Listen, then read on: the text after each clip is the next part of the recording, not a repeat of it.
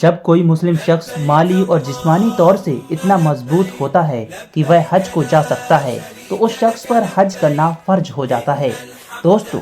और वह शख्स अपनी ज़िंदगी में कभी भी और साल में कितनी भी बार उम्रा अपनी मर्जी से कर सकता है। उम्रा करना सुन्नत माना जाता है। आज के इस वीडियो में उम्रा से जुड़ी हुई जानकारियाँ जानने जा रहे हैं, तो दोस्तों इस वीडियो में बने रहिए और ये बहुत ही ख़ास वीडियो आपके लिए बनाया है। इस वीडियो को ज़रूर देखिए और ज़्यादा से ज़्यादा शेयर कीजिए। जी हाँ दोस्तों, कुछ लोगों के लिए एक बहुत अच्छी योजना लेकर के आए हैं जिसकी मदद से तीर्थयात्रियों को उम्रा करने का सपना पूरा हो रहा है।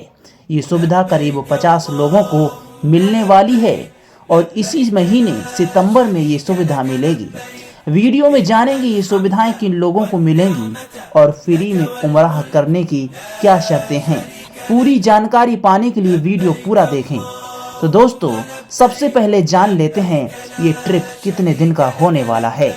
जी हाँ दोस्तों, जो लोग उम्रा करने इस योजना के तहत जाएंगे कितने दिन उनको उम्रा करने के लिए मिल पाएंगे।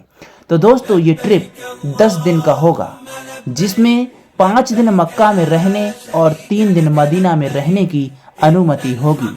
इस ट्रिप के दौरान 3 वॉलंटियर साथ में रहेंगे ताकि तीर्थयात्रियों को किसी तरह की परेशानी ना हो। ट्रिप के 2 दिन पहले इस्लामिक लेक्चर का भी आयोजन किया जाएगा।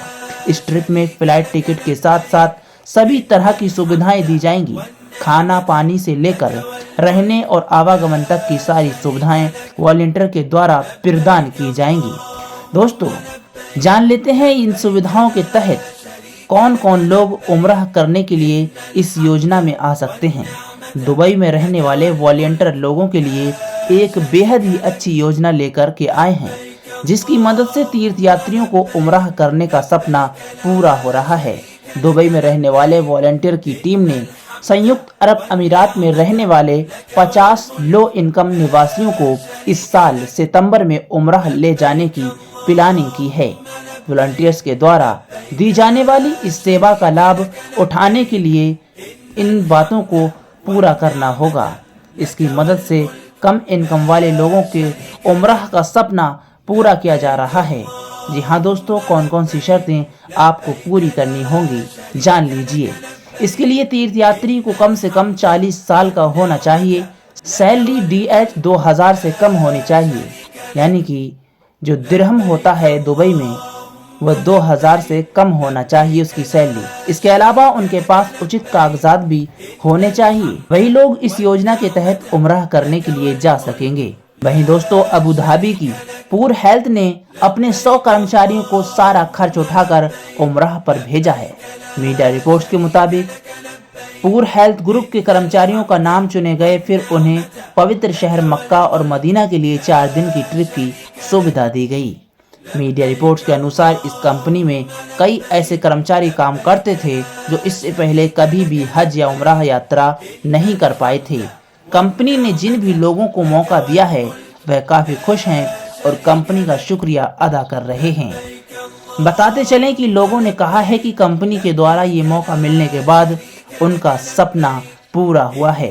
पूर हेल्थ के group chief operating officer Shaista Asif ने कहा है कि यह पहल शुरू की गई है जिसके तहत कर्मचारियों की खुशहाली और बेहतरी का ख्याल रखा जाता है। कंपनी ने कहा है कि वह अपने कर्मचारियों को ये तोहफा देकर काफ़ी खुश हैं। दोस्तों खुशी की बात है ही, क्योंकि हर मुस्लिम की ये दिल में अरमान होता है कि वह मक्का और मदीना जाकर के दीदार कर ले। ज़िंदगी में कम से कम एक ही बार वह उम्रा या हज कर ले, लेकिन कुछ लोग अपनी आर्थिक तंगी की वजह से, अपने पास पैसा ना होने की वजह से उन जगहों पर नहीं जा पाते हैं। और जब इस सपने को कोई दूसरा पूरा करा दे तो कितनी बड़ी खुशी हो जाती है कि किसी ने सोचा भी नहीं था हम अपनी ज़िंदगी में उम्रा या हज कर पाएंगे या नहीं, लेकिन उनको दूसरे किसी इंसान ने करा दिया तो उनकी खुशी कितनी बढ़ जाती है। तो दोस्तों आप खुद ही जान सकते हैं। पहले मक्का के लोग गलत कामों को करने में लगे थे। खुदा ने पैगंबर इब्राहिम की परीक्षा लेने के लिए उनको अपनी पत्नी हजरत हाजरा और दूध मुँह बच्चे इस्माइल को पुराने मक्का के वीरान रेगिस्तान में अकेला छोड़ने का आदेश दिया। इस दौरान रेगिस्तान में प्यास से निढाल बच्चे इस्माइल को पानी पिलाने के लिए पानी की तलाश में हजरत हाजरा ने 2 पहाड़ियों सफा और मरवा के बीच 7 चक्कर लगाए थे और जब वापस आकर देखा तो बच्चे की एड़ियों के रगड़ने से उस जगह पर पानी का चश्मा बहने लगा था।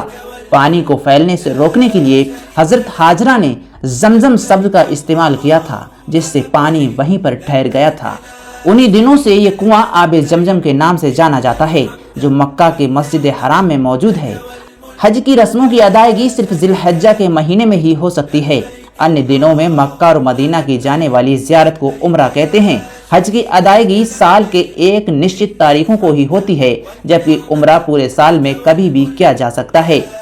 यदि आपके वालिदैन नाराज हैं तो उनको यानी अपने माँ बाप को राजी करके ही जाएं। यदि आपके वालिदैन आपको हज करने से मना कर रहे हैं या उन्हें आपकी ज़रूरत है तो आप हज करने ना जाएं, बल्कि अपने वालिदैन की घर पर ही देख रेख करें। और हज आप अदा करने नहीं जा सकते जब तक आपके वालिदैन की इजाज़त ना हो। इसलिए आप अपने वालिदैन को राजी करके ही हज करने के लिए जाएं और तौबा इस्तगफार करें। सऊदी प्रेस एजेंसी के अनुसार सऊदी अरब साम्राज्य में परिवहन अधिकारियों ने इस साल के हज सीजन के दौरान तीर्थयात्रियों के लिए कई परिवहन विकल्पों की सुविधा के लिए 1000 इलेक्ट्रिक स्कूटर स्थापित किए हैं। यानी कि दोस्तों, इस बार इलेक्ट्रिक स्कूटरों की संख्या बढ़ाई गई है।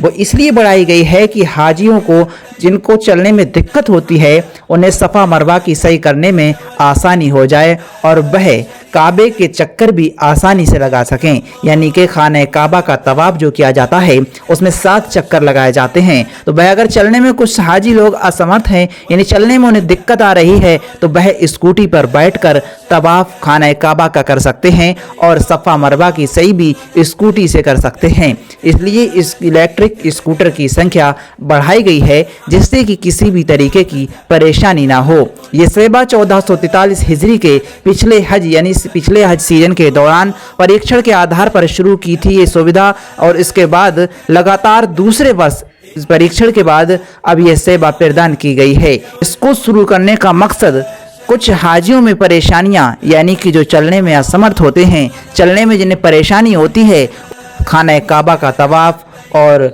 सफ़ा मरवा की सही कर सकते हैं।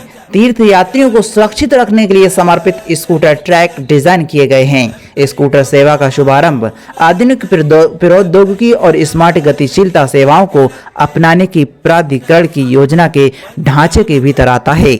सऊदी अरब में हज के लिए पूरी दुनिया के देशों से लोग आते हैं। इंडोनेशिया से आने वाले हाजियों की संख्या भी बहुत ज़्यादा होती है। इसके बाद पाकिस्तान, भारत, बांग्लादेश, नाइजीरिया का नंबर आता है। इसके अलावा ईरान, तुर्की, मिस्र, इथियोपिया समेत कई देशों से हज यात्री यहाँ पर आते हैं। यानी कि दोस्तों, हज करने के लिए पूरी दुनिया से लोग सऊदी अरब में पहुँचते हैं। आइए जानते हैं यहाँ पर हज के दिनों में यानी कि 5 दिन क्या क्या करना होता है हाजियों को। हज करना मुसलमानों पर ज़िंदगी में एक बार फ़र्ज़ है। यदि वह इस तरह की हज करने की इताअत रखते हों, उनके पास इतना माल हो और उनकी तंदुरुस्ती हो, तो उन पर हज करना ज़िंदगी में एक बार बहुत ज़रूरी है, यानी फ़र्ज़ है। आइए दोस्तों, जानते हैं हज के दिनों में आखिर मुसलमान मक्का में जाकर क्या करते हैं। हज के पहले दिन यानी जिलहज्जा की 8 तारीख को हज के पहले दिन सुबह फजर की नमाज पढ़कर मक्का से 5 किलोमीटर दूर मीकात पहुँचते हैं हाजी। यहाँ हाजियों को एहराम पहनना होता है। यह एक खास तरह का लिबास होता है जिसे पहनकर ही हज यात्रा करनी होती है, क्योंकि दोस्तों एहराम के बिना हज यात्रा नहीं हो सकती। एहराम पहनकर हज यात्री तवाफ करते हैं। तवाफ करने से पहले कुछ नियमों का पालन करना होता है। इससे एहराम पहनने के बाद गुस्सा नहीं करना चाहिए। इसमें यह भी शामिल है, तवाफ में सभी हज यात्री 7 बार खाना काबा के चारों तरफ घूमते हैं। तवाफ के बाद हज यात्री मक्का के बाहर टेंट सिटी यानी मिना में 8 किलोमीटर की यात्रा करते हैं। शहर मिना में पूरा एक दिन बिताते हैं। अगली सुबह निकलते हैं। शहर मिना में अधिकांश समय प्रार्थना और अल्लाह को याद करने में बिताया जाता है। दूसरे दिन यात्री अराफात की पहाड़ी पर पहुंचते हैं। ये मिना से लगभग 10 किलोमीटर दूर है। अराफात का दिन न केवल हज का बल्कि इस्लामी कैलेंडर का सबसे महत्वपूर्ण दिनों में से एक माना जाता है। यहाँ पर पढ़ी गई नमाज को वक़्फ़ कहा जाता है। दुनिया भर में कई मुसलमान इस दिन उपवास यानी रोज़ा रखते हैं। सूरज डूबने के बाद सभी हज यात्री यहाँ से मुज़दलिफ़ा की तरफ जाने लगते हैं। यह अरफात की पहाड़ी से 11 किलोमीटर की दूरी पर है। हज यात्री यहाँ से शैतान को मारने के लिए 49 कंकड़ इकट्ठा करते हैं। जिलहज्जा की 10 तारीख को हज यात्री कुर्बानी से पहले शैतान को कंकड़ मारते हैं।